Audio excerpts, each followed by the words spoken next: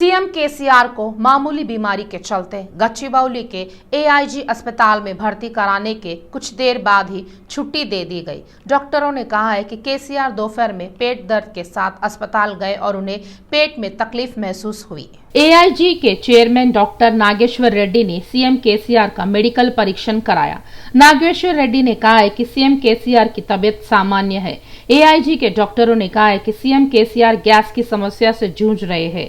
AIG डॉक्टरों ने खुलासा किया है कि मुख्यमंत्री केसीआर के लिए सीटी और एंडोस्कोपी मेडिकल जांच की गई। डॉक्टरों ने बताया है कि वे गैस्ट्रिक से संबंधित चिकित्सा उपचार प्रदान कर रहे हैं। सीएम ने मेडिकल जांच के बाद केसीआर को छुट्टी दे दी है। राज्यपाल तमिलिसाई सौंदरराजन ने मुख्यमंत्री केसीआर के शीघ्र स्वस्थ होने की कामना की। सीएम केसीआर मामूली बीमारी के चलते गच्चीबौली के एआईजी अस्पताल गए थे। मामले के बारे में जानने के बाद राज्यपाल ने ट्विटर पर सीएम केसीआर के शीघ्र स्वस्थ होने की कामना की है। मंत्री केटीआर ने पार्टी रैंकों को फील्ड स्तर पर बीआरएस को मजबूत करने का निर्देश दिया। भारतीय राष्ट्र समिति को और मजबूत करते हुए 60 लाख पार्टी रैंकों को जुटाने के लिए व्यापक कार्यक्रम चलाने का निर्णय लिया गया है। नेतृत्व ने कार्यकर्ताओं के साथ आध्यात्मिक बैठकें करने की योजना बनाई है। पार्टी में कार्यरत एक निम्न स्तर के कार्यकर्ता से लेकर जनप्रतिनिधियों और राज्य स्तरीय नेताओं के बीच आध्यात्मिक बंधन को मजबूत करने के लिए कार्यक्रम तैयार करने का निर्देश दिया।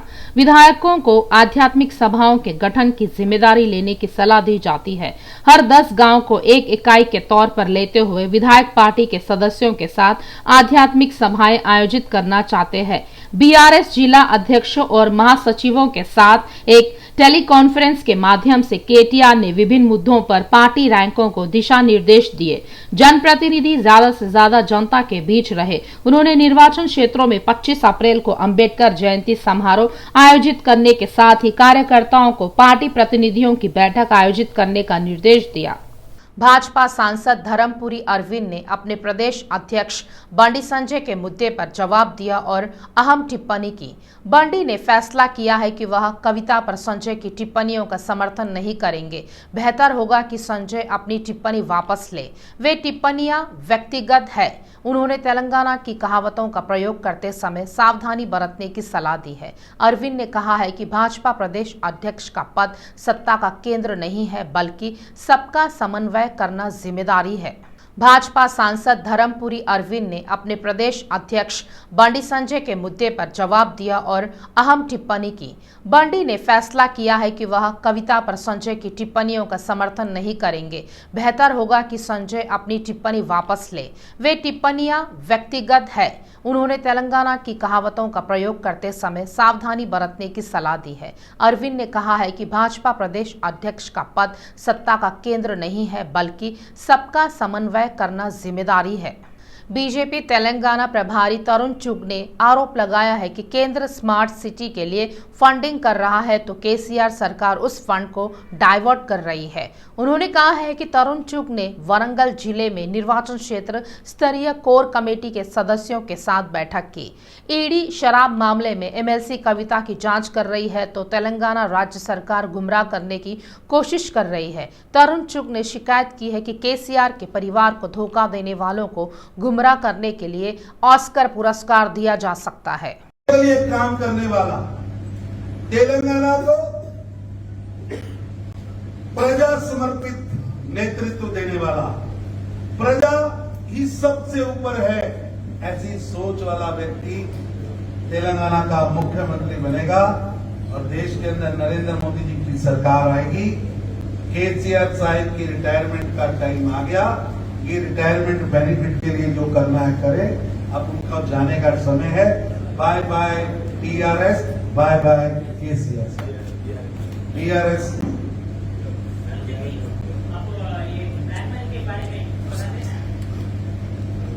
ब्लैक मनी के बारे में तो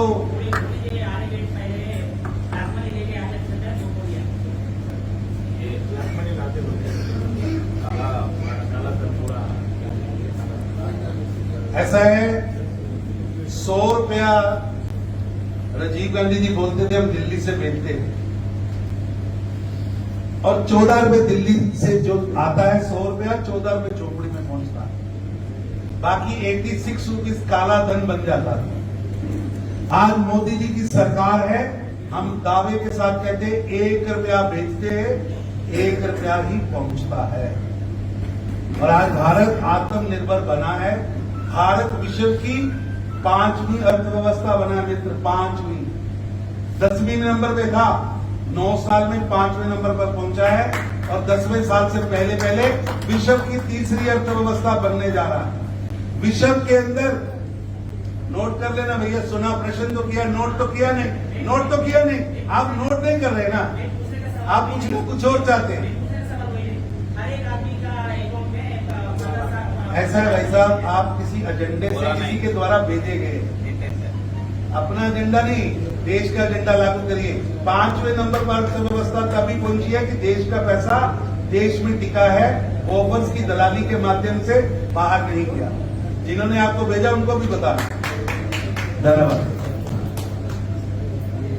थैंक यू थैंक यू। संयुक्त एपी नल्लारी के पूर्व सीएम किरण कुमार रेड्डी ने कांग्रेस पार्टी की प्राथमिक सदस्यता से इस्तीफा दे दिया है। उन्होंने एआईसीसी के अध्यक्ष मल्लिकार्जुन खड़गे को एक पत्र लिखा। किरण कुमार रेड्डी भाजपा में शामिल होने जा रहे हैं। खबर है कि वह जल्द ही दिल्ली जाएंगे और प्रधानमंत्री मोदी और केंद्रीय गृह मंत्री अमित शाह के साथ भाजपा में शामिल होंगे। मंत्री केटीआर ने राज्य के स्वास्थ्य मंत्री हरीश राव की तारीफ की। सरकार सर्जरी सुपर टैग लाइन के साथ प्रकाशित समाचार क्लिप को ट्विटर पर साझा किया गया। केटीआर ने इसे गर्व की बात बताया कि मुख्यमंत्री केसीआर के कार्यकाल में सरकारी अस्पताल सुपर अस्पताल बन गया है।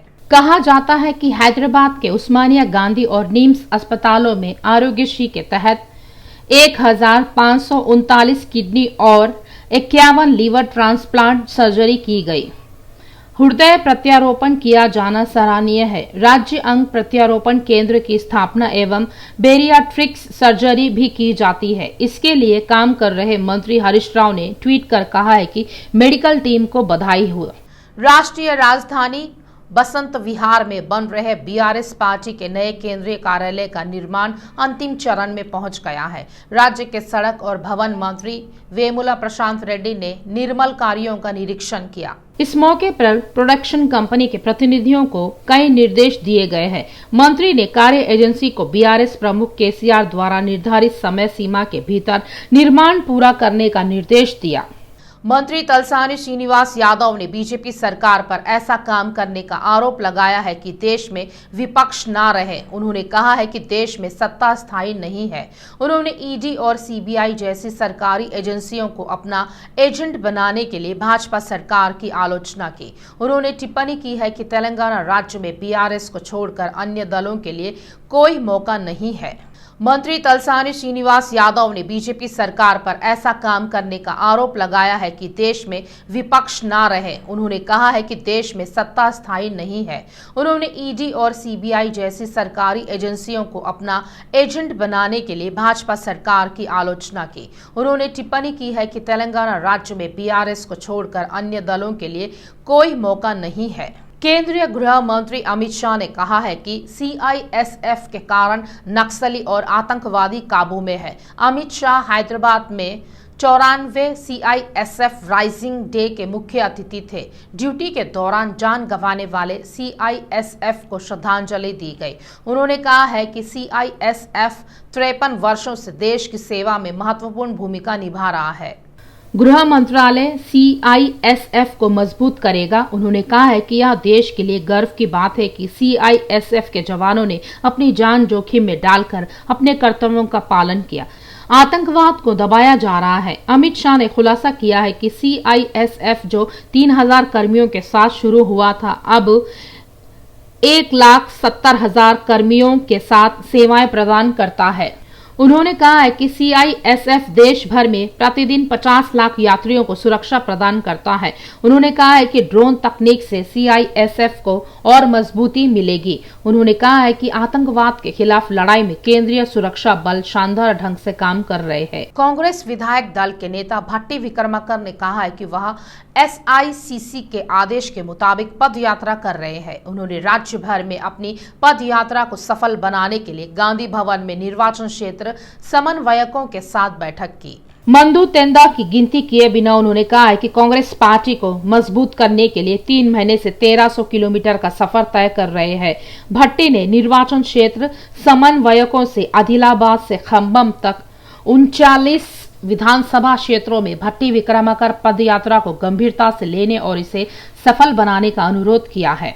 कांग्रेस नेता अदांकी दयाकर ने कहा है कि दिल्ली लिकर फाइल्स फिल्म को बीजेपी पार्टी सुपर ने बनाया है। कल दिल्ली में जो ड्रामा हुआ उसे दुनिया भर में एक अजीब ड्रामा के रूप में देखा गया है और इस बात की आलोचना की गई है कि केंद्रीय मंत्री अमित शाह ने लिकर फाइल्स फिल्म की कहानी की पटकथा का निर्देशन किया है।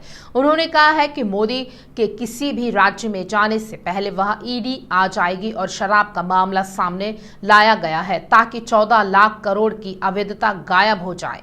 कांग्रेस नेता अदांकी दयाकर ने कहा है कि दिल्ली लिकर फाइल्स फिल्म को बीजेपी पार्टी सुपर ने बनाया है। कल दिल्ली में जो ड्रामा हुआ उसे दुनिया भर में एक अजीब ड्रामा के रूप में देखा गया है और इस बात की आलोचना की गई है कि केंद्रीय मंत्री अमित शाह ने लिकर फाइल्स फिल्म की कहानी की पटकथा का निर्देशन किया है।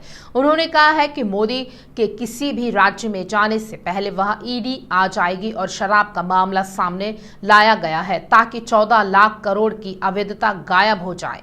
टीएसपीएससी पेपर लीक मामले में पुलिस ने जुटाई अहम जानकारी। जहां एक तरफ संदेहियों से पूछताछ की जा रही है, वहीं बेगम बाजार पुलिस साइबर क्राइम पुलिस के सहयोग से साक्ष्य जुटा रही है। पुलिस को सूचना मिली है कि अज्ञात लोगों ने सर्वर में जाकर लॉग इन किया है और इस संबंध में जांच जारी है। दलालों का मामला भी सामने आने के बाद टास्क फोर्स पुलिस आरोपितों की तलाश में जुट गई है। इस माह की 15 तारीख को होने वाली नगरीय भवन निर्माण नियोजन पर्यवेक्षण अधिकारी एवं पशु चिकित्सक सहायक शल्य चिकित्सक की परीक्षा से संबंधित पेपर लीक होने का मामला तूल पकड़ता जा रहा है। प्रवीण, जो पहले से ही मामले का एक संदिग्ध है, को हिरासत में लेकर पुलिस ने पूछताछ की है। उससे पेपर खरीदने के आरोपी 3 लोगों को भी हिरासत में लेकर पूछताछ की जा रही है। पुलिस 4 उम्मीदवारों से भी पूछताछ कर रही है जिनके बारे में पता चला है कि उन्होंने उनसे कागजात खरीदते थे।